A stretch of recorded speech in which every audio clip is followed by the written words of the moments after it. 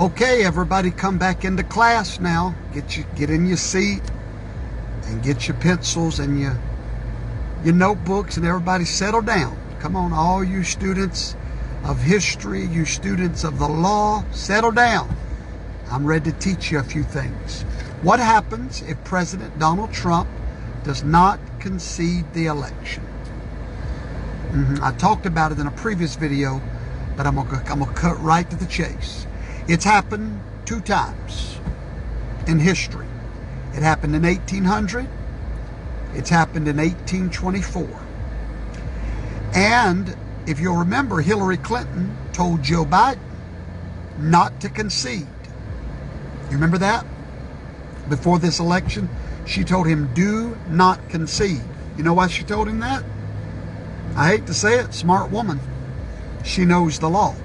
But most Americans don't. Most of you watching me don't know it. I didn't know it.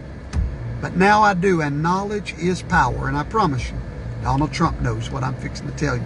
So do all of his lawyers. Okay, so here's what happens. Real simple. The most powerful thing that keeps the peace in the United States of America is not required by law. It's just a custom. And it's called a concession speech.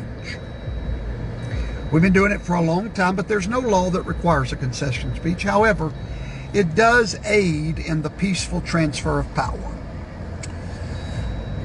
So normally when a presidential candidate is in a fight for the presidency, it's a powerful position. It's like a throne, a king fighting for his throne. He has supporters. And those supporters are literally ready to fight, if you will, for their guy. Hey, that's just the way it works, folks. It's been that way since the dawn of time. At the moment of the concession speech is when those people that support this guy are pretty much given the green light to simmer down, go back home. It's all over. It's a surrender. It's a white flag of surrender. But it is not required in the Constitution. It's simply a custom. It's a wonderful custom.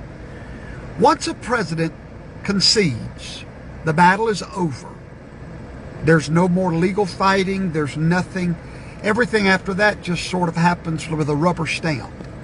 Then the electors get together. They cast their votes in Washington, D.C.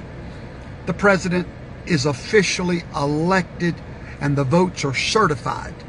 And that certification gives that man the presidency. But more importantly, his concession speech from the opponent is what gives him legitimacy and a transfer without drama. But 2 times in our history, presidents did not concede the election. Why? Well, not because they were trying to be rambunctious, but just like Al Gore, they knew that something was off, and they were not ready to give up a fight with a margin less than 1% in all the battleground states. According to the law, Georgia is going to be recounted. We do not have any official result anywhere in the nation. Pennsylvania is going to be recounted. Arizona is still being counted. Nevada is going to be recounted.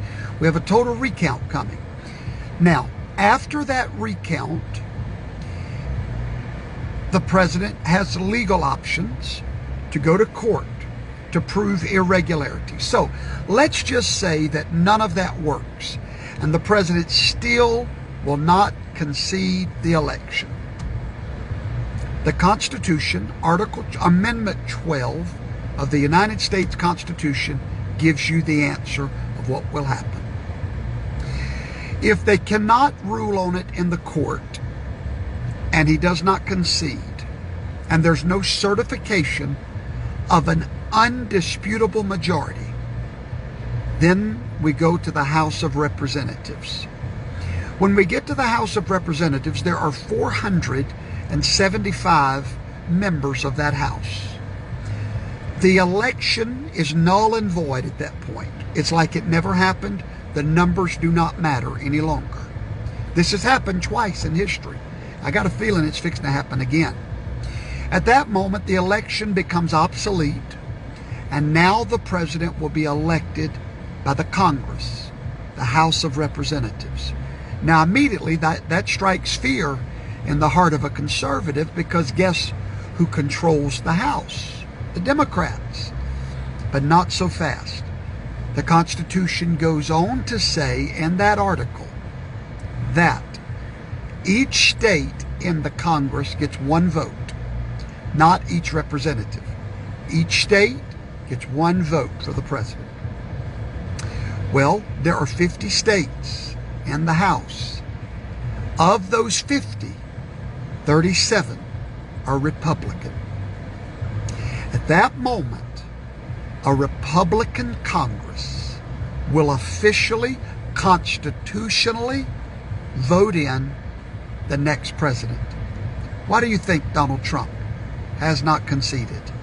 He knows these things that I'm telling you. He understands that there was illegitimate votes cast. He understands that votes are still going on.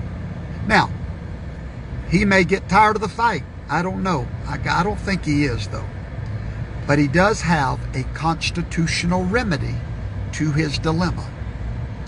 This is going to be interesting to watch. But remember, Hillary Clinton told Joe Biden, do not concede no matter what. Now, why did she tell him that? Because she knows what I'm telling you.